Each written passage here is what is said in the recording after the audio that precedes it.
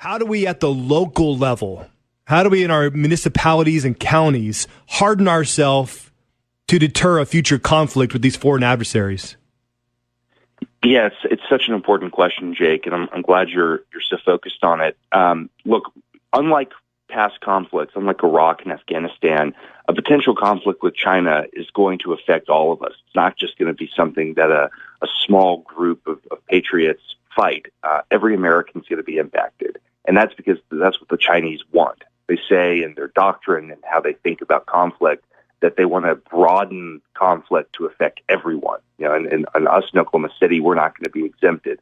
And that's going to happen in a number of ways. That's going to be cyber attacks on critical infrastructure, things like our water treatment facilities, things like, the government, just the basic operating services of government, where you're going to see websites and systems taken down.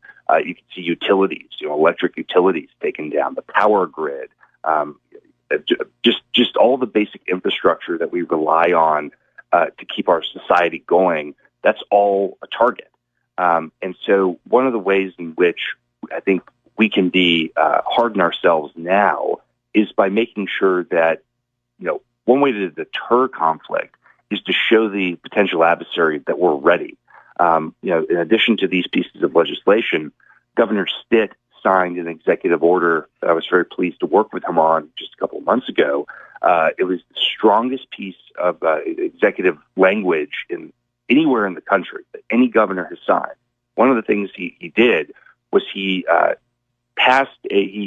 through his executive order, directed the state government to do an assessment of how Oklahoma would be impacted in the event of a conflict with China in Asia.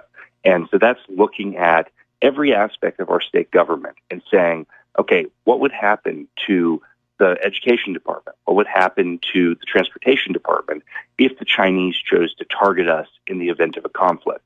And by thinking about this proactively and asking really difficult questions now in peacetime, I think we'll be able to come up with some preventative measures to keep Oklahomans safe.